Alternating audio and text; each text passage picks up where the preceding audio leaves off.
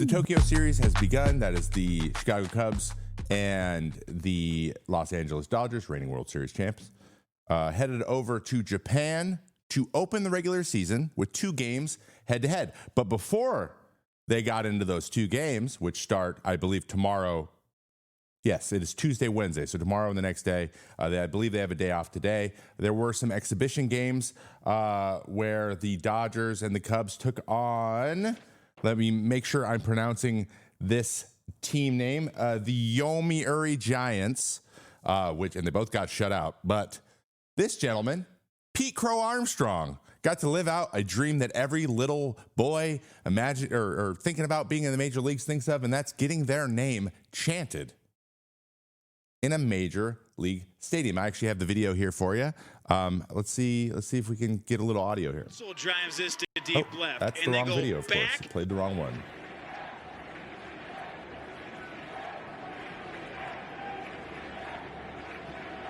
So here's Pete Crow-Armstrong. PCA chant here at the Tokyo Dome. Isn't that pretty neat? In Japan, I guess, Pete Crow-Armstrong is a hot commodity. A lot of fans over there. And he said it himself, quote, when asked what that was like, it's the coolest, Pete Crow-Armstrong said during Monday's team workout in the Tokyo Dome. I mean, I get treated incredibly well in Chicago. That's no secret. I definitely don't want to start comparing, but that's not what I'm looking to do. But coming across the world and hearing that was arguably the most special thing that has happened to me in baseball to this point. I mean, he's a budding star. I think we're all Pete Crow-Armstrong fans at some point. I myself met him when he was 19 with the Mets before he was traded over to the Cubs, and he's just he was a very confident young man, but also just really, really nice and respectful and a cool kid. I was like, oh, this kid's got a future, and it's only blossomed from there. But to go to Japan, across the world, and get chanted your name, I can't imagine how that felt, because it never happened for me. But congratulations to PCA. I just thought that was a real feel-good story. It stuff gets me going, man. From the Trey Turner standing O to get him out of his funk a couple years ago, from the Bryson Stott, everyone singing a song when he walks out. That's the type of stuff that makes professional base sports in general, but baseball, because we have so much music involved, I just love it. It just gives you a feeling that you can't really get anywhere else. Could he be a guy this year, says Osito Suavecito in chat. Could he be a guy? He could. The bat needs to come along. He's already elite defensively. The guy can run, and he's got energy. So, it's not like he's going to struggle with that stuff. So that's always a good sign. All right. First up, Shohei Ohtani in an exhibition game against that same Yomiuri. Is that correct? Someone, you correct me in chat if I am saying that incorrectly. I apologize. But on Saturday, Shohei belted a long two-run homer, as if he hits anything other than long homers, in the 3rd inning in front of 42,000 fans in the Tokyo Dome. He's 4.5 months off shoulder surgery. It's great to see him go and take a big daddy hack like he did, going deep, and then do it in front of the home crowd. It was just electric in there, and it's indoors, so it's just I can't imagine how loud it is. It's awesome. But of course, Shohei, it's a home run, because of course he does. It's what's best for baseball, and I'm glad he did it.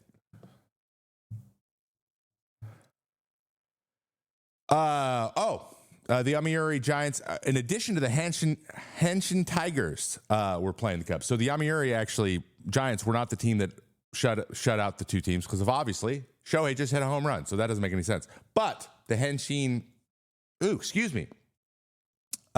Tigers shut out both teams, throwing 18 scoreless innings, capping it off with a 3-0 win over the Los Angeles Dodgers. Blake Snell started that one, gave a 3-run home run in the 4th inning, but looked pretty good. Otherwise, right-hander Hiroto Saiki, I like that, threw 5 dominant innings for the Tigers team, and he got Shohei to start the game and coaxed a harmless pop-up for the slugger in the 4th. obviously they're still treating it a little bit like spring training because it is technically the week and a half until everyone else opening day plays, and these are exhibition games. But starting tomorrow, we're going to see the opening day technically between the Cubs and the Los Angeles Dodgers. Bad news for Royce Lewis once again, the man who seems to get hurt all the time, which I don't want to throw shade, but he does. And as someone who is a huge Royce Lewis fan, I really want to see this kid stay on the field. But he came out of a spring game recently with a hamstring injury against Boston, which that doesn't narrow down. They play Boston like half of the games. But this is just another injury on the list of injuries. He missed the 2021 season after he tore his right ACL. Then he had...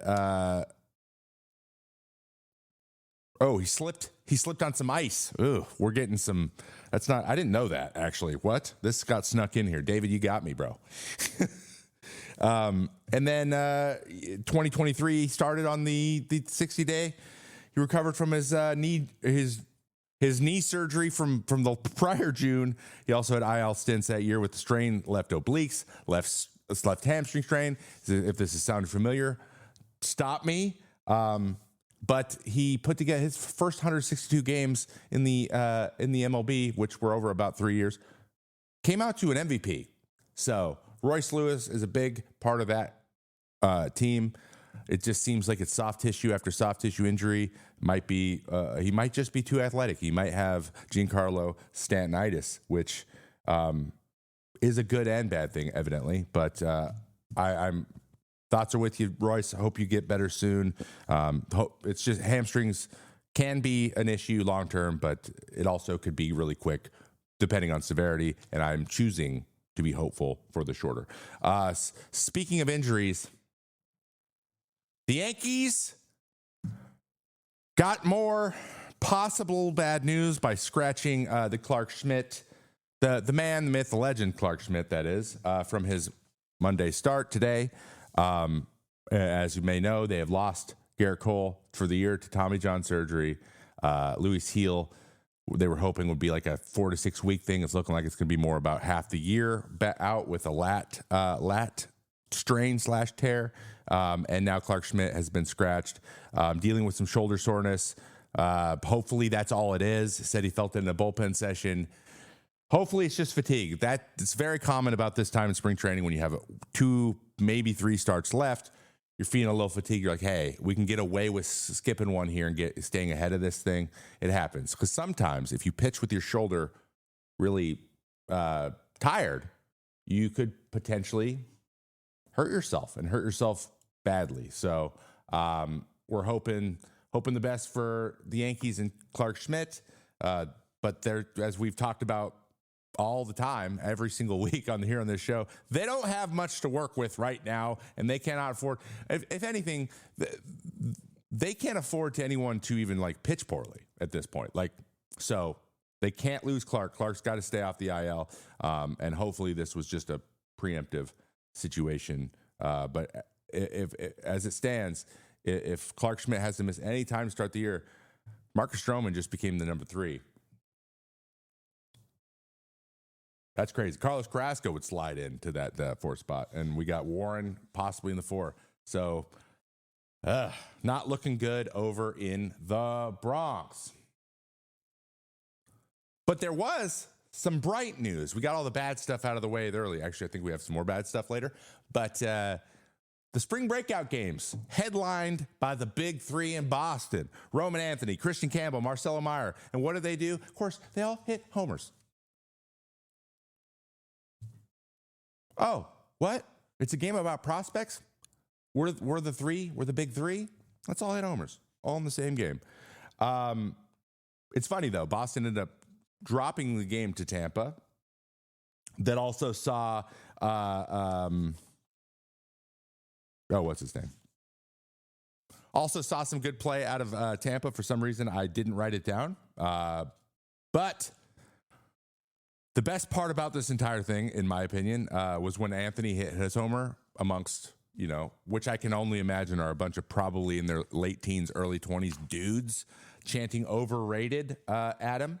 And then he hits a homer 434 feet immediately. Again, that's some Shohei Ohtani vibes aura right there, dude. That's nutty. That's nutty. I love the spring breakouts. I want to hear what you guys think about it too. Let me know in the chat, in the comments, anywhere you can. Write stuff down because I think spring breakouts is amazing. I'm having a good time catching up with all these guys and moving forward. On to the next guy. This gentleman that I'm going to call him C, Big C, because I cannot say his last name. No matter what I do, I even looked it up. I looked it up on Google, and I had the voice thing tell me how to say it, and I can't remember. But he is an ambidextrous pitcher. You may have seen him via the internet last year pitching for Mississippi State. Durangelo Big C saw his first bit of action with the Mariners during their Friday night spring breakout game in roster Cleveland Guardians prospects. He faced the number one overall pick, Travis Panzana, which he pitched to left, got a weak ground ball, and then switched over to the right side. Guy throws low up into like 94 left-handed, and then can run it up to 98 right-handed. He was a first rounder for the Mariners. Surprise, another good pitcher. But we haven't really had a true ambidextrous guy out there throwing with one of those ambidextrous gloves that was going to be a major part of a bullpen or even drafted really high. We've never had one of those, but no one's really done it in the big league since Pat Venditti, and he didn't throw that hard, frankly. He threw in the high 80s to 90, and that was impressive enough at the time. But this guy's got a real chance to be literally two pitchers in a bullpen. Now, I just want to know how, sore he's getting in his back and stuff from flipping both sides. I can't imagine, but just fun to watch, man. I don't know. Kids these days are doing crazy things. No, I love it. I think that adding value to your team and being able to do something like this, it's one of those things I've always wanted to learn to throw left-handed just to see if I can do it. Could I just become a left-handed pitcher? Just for a men's league or something? But it'd be so hard. I get so frustrated. I'd just throw right-handed probably. Oh, I got another pronunciation written here I missed this. David, thank you. God. Producer David, let's get some little claps in the chat for Producer David figuring it out. And knowing exactly that I was going to have a problem with. It's Senja. That's how you pronounce it. Durangelo Senja. I don't know how, but it is. Wow. Incredible. Ooh, how about another prospect? A guy who has, quote, told Paul Skeens he might have to throw on day 2 once he gets to the big leagues. This is Bubba Chandler. Now, 1, nicknames. Bubba.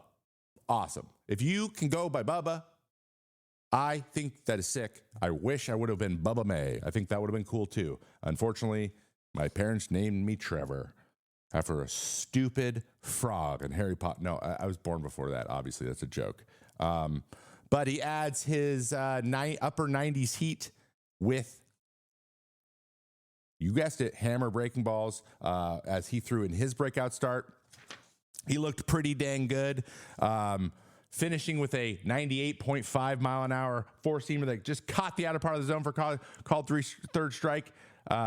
He was throwing missiles, but at this point, everyone throws missiles.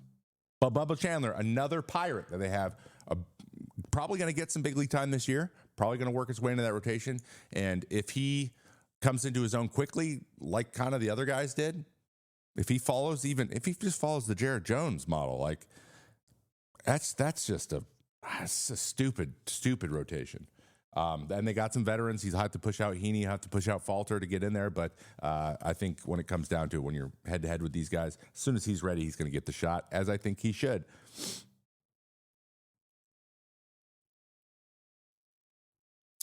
Also, Leo DeVries, Ethan Salas come up 5-2.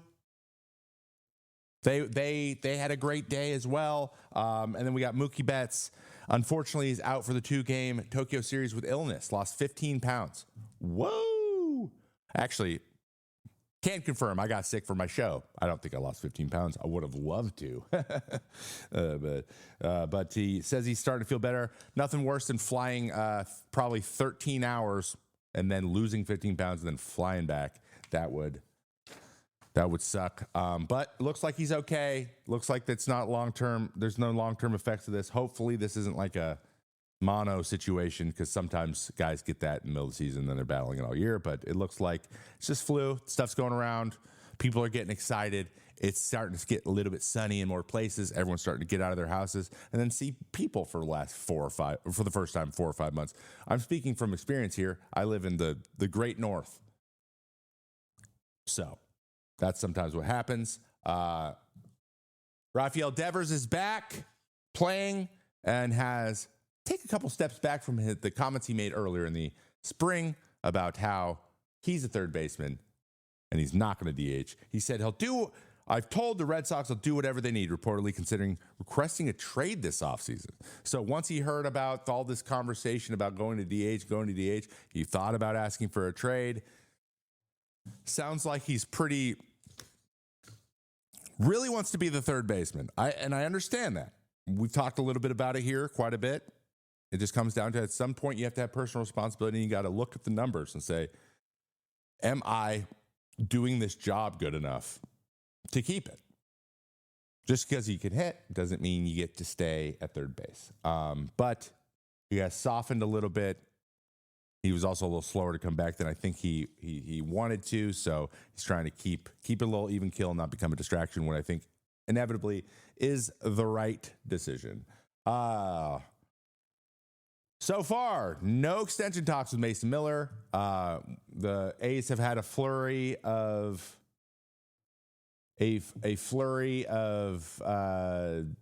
these things with extension talks with Brent Rooker, with Lawrence Butler, both of which they were able to get signed to long-term deals. And the next logical progression of that, in my opinion, and is a lot of people's opinion, is Mason Miller. Unfortunately, Mason Miller's he's a reliever, so you can always just find a new one.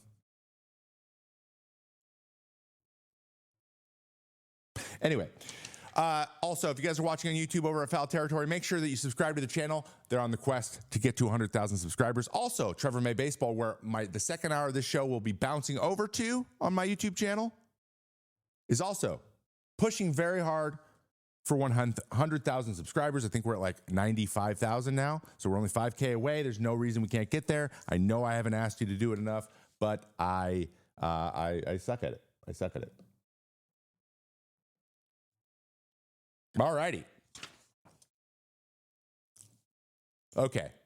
Now you saw this earlier. A couple quick, fun college baseball updates. To two quick ones. Okay. First of all, this is probably gonna play the PCA thing. Oh, no. It's a fair ball, and it's another. Still figuring this out, guys. So we'll fix this for you. So I don't know if you can see it very well. You probably can't. Let me just cover this up. Boop, boop, boop. All right. Probably can't see it very well, but this is Minnesota taking on Kansas. In Minnesota, this is where the Vikings play. So that's why the stadium looks so big. And this game did not go well for one of the teams. That team being the Minnesota Gophers. They were defeated 29-1 and gave up 5 straight home runs, a new record in any league, not just college baseball, Major League Baseball as well, by giving up 5 straight homers. You want to see what they look like? Here's what they look like. These were not short little homers. Diggins swings and sends this in the air to deep left center field. Back goes Kansas Easton Richter. He leaps up, and that is Chase gone. Diggins hit a 3-run home run to make it 9-1. 4 batters later, the score was 13-1 after Max Solis Jr. Field. Brady Council, Brady Ballinger, and Jackson for a Kansas Jayhawks. Hogg. Council drives this to deep left, and they go back to back. And it just kept going and going. 2 different pitchers pitched. Guy gave up the first two. 1-0. Guy comes in, gives up the next Is three. hit to deep right. Kansas back joined South it Carolina, goes, Eastern Illinois, twisting and towards the Centenary is the pool. only 4 teams It's ever a at fair 5 straight ball, home runs. and in it's NCAA another home Division I run for level. the Kansas no MLB team has Jayhawks. ever accomplished defeat. So I lied. that. Yep, it the has second happened inning. in Division I baseball. It's never happened in the major And leagues. this is As it probably hit well to shouldn't, deep left. frankly. That is back, and that is gone. It shouldn't be allowed. That's just Wow. That's just 5 straight home runs. So homer for the after Kansas homer. You Jayhawks. can see the hitters. And Benny getting Casilla more and scores more as well. hyped. That's a That three. is not what I wanted you. Oh my God, my hotkey stopped working. Okay. And in other news, And Benny Casilla scores. this might be the craziest celebration I've ever seen in a college baseball game.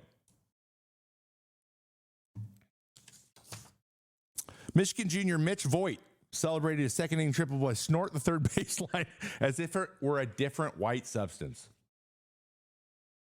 Watch here. And Benny Casilla scores as well. That's a 3. He's feeling good, I guess.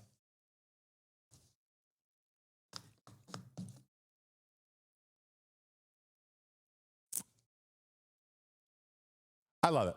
You know what? I understand that it is a reference to an illicit substance being snorted into your nose, but it's all in good fun, guys. Don't do drugs, kids, though. Like, I think we can all agree with that. Don't do that. Mitch Voigt, though, I'm sure the teammates liked it, and you know, let the kids play. Let the kids play.